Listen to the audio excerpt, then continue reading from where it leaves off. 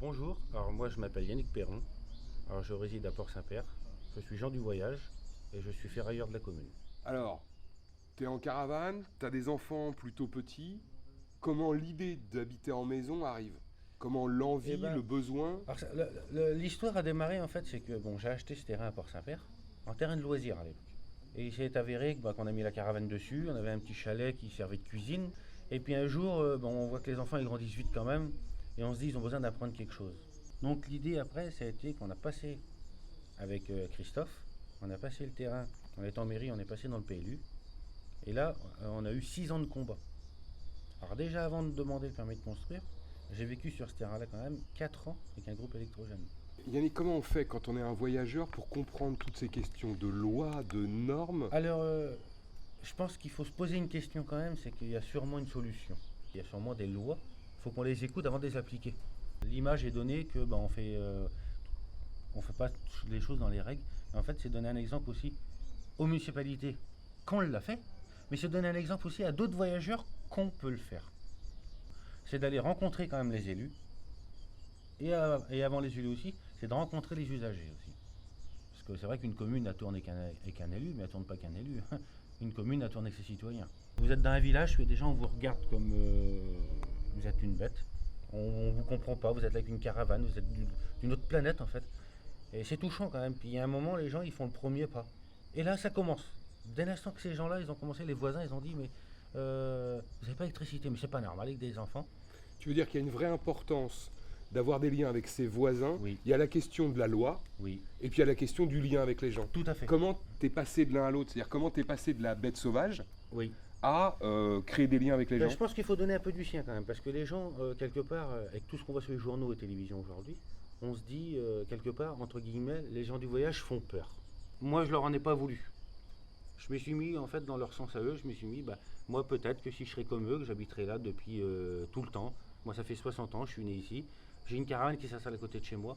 Peut-être que ça me ferait peur. J'ai été donné un coup de main, volontairement. J'ai rendu service.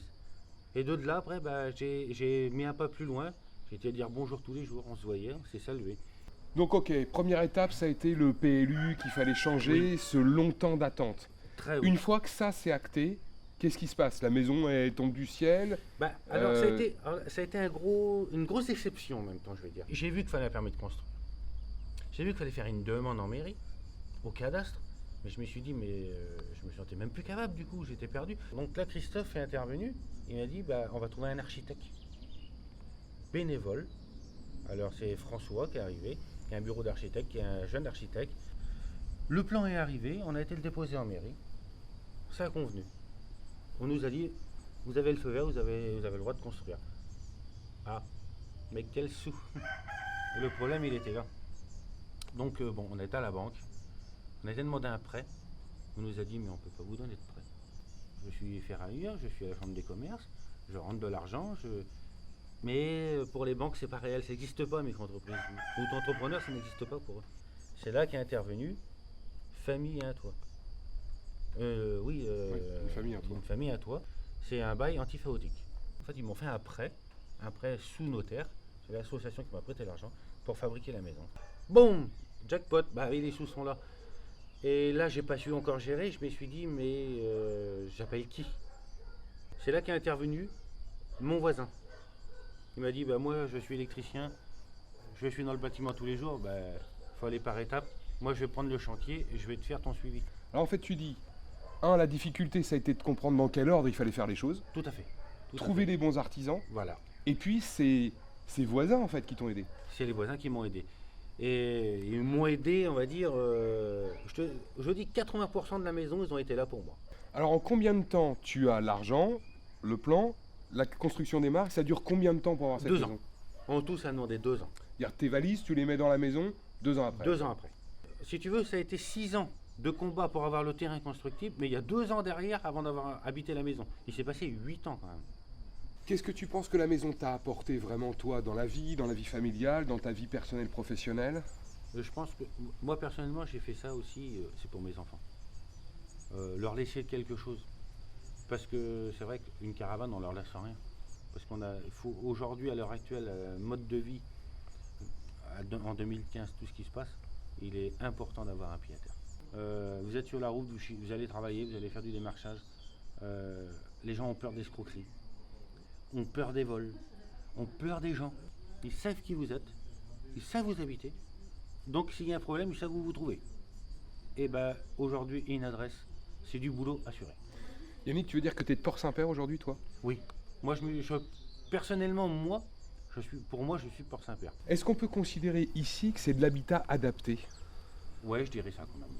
Moi, je dirais que oui. Qu'est-ce qui fait que c'est adapté en fait? Qu'est-ce qui fait qu'il y a cette notion-là dedans? On va dire, allez, je fais une petite parenthèse, c'est qu'on m'a accepté de garder ma caravane. Yannick, toujours sur cette question-là, est-ce que ça n'exclut pas de la communauté des gens du voyage que d'avoir une maison? Ça, c'est une question qu'il y a quand même une majorité, je vais dire oui. Quand même. Alors, tu as des gens qui voudraient bien avoir une maison, mais il y a des gens qui n'en veulent pas du tout. Eux, ils ont à dire, on va dire, c'est des bornés. Nous, on est nés dans une caravane, on veut mourir dans une caravane. La vie du voyageur, c'est sur la route. Mais ça, c'est pas écrit. Pour moi, personnellement, il n'y a rien d'écrit, la vie du voyageur, c'est en caravane. Toi, maintenant, avec cette expérience, alors, sans donner des conseils, mais qu'est-ce que tu raconterais à un voyageur pour lui qui aurait envie d'avoir une maison? Ce serait quoi aujourd'hui les repères que tu lui donnerais? Je lui dirais, bats-toi déjà. Lâche rien. Il y a des solutions. De l'aide, on peut t'en donner. Des conseils, surtout des conseils. On peut te donner des conseils. Il y a des lois. On peut appliquer les lois. Fais-le pas tout seul, c'est ça que tu veux dire? Fais-le pas tout seul.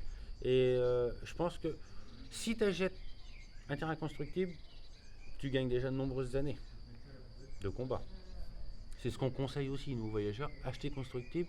Après, nous, on peut vous aider, vous conseiller sur des plans, sur la solution, les financements. Tout ça, on peut conseiller. Mais à contrario, Yannick, quelqu'un qui voudrait s'installer sur un terrain sans évacuation des eaux usées, sans etc., qu'est-ce que tu en penses? C'est-à-dire, c'est quoi la limite? Tu vois, c'est quoi la limite? Je déconseillerais quand même. Donc je déconseillerais quand même parce qu'il se met hors la loi et c'est engager des poursuites. Moi, je leur conseille fortement aujourd'hui, c'est sûr que c'est de pouvoir acheter un terrain. Mais le problème aujourd'hui, je reviens à un problème qui a été le mien, c'est de trouver une banque qui veut prêter de l'argent. Il est là le souci. Qui fait confiance en fait dans le statut voilà. De gens qui travaillent. Hein. On parle bien de gens qui travaillent. Voilà. En l'occurrence pour toi, tu travaillais. Alors il y a un crédit spécifique qui dit crédit voyage, mais qui a un taux énorme. Et il n'y a que là qu'on peut acheter une caravane. Dernière question Yannick, c'est si tu devais faire des recommandations ou des conseils à des élus en charge de ce cadre, aujourd'hui, qu'est-ce qui te semblerait important à changer, à transformer Moi, je dirais aux élus, avant de tout interdire, recevez les gens. Du premier temps que vous savez que vous avez un gens du voyage dans votre commune, allez le rencontrer. En donnant des liens, de l'autre côté, comme l'élu, on va dire comme le voyageur ou l'élu, ils vont se rapprocher. Si l'instant les liens sont bons, et là, dire, on fait une table, on discute. Qu'est-ce qu'on peut faire? Qu'est-ce que vous voulez? Yannick, là-dessus, est-ce qu'il y aurait l'idée finalement de ne pas mettre tout le monde dans le même sac? Ouais. En disant qu'il y a quand même des voyageurs qui exagèrent aussi? Tout à fait. Et qu'il ne s'agit pas de confondre tout le monde? C'est pour ça que je dis qu'il faut aller à la rencontre. Est-ce que tu penses que ce serait souhaitable qu'il y ait des quartiers de voyageurs en fait, qu'à côté de toi, en fait, on crée des zones où c'est plutôt bien? Il ne faudrait pas faire des ghettos. Chaque commune arriverait à faire régulariser quelques petits terrains familiaux. Je pense que ça serait le meilleur moyen.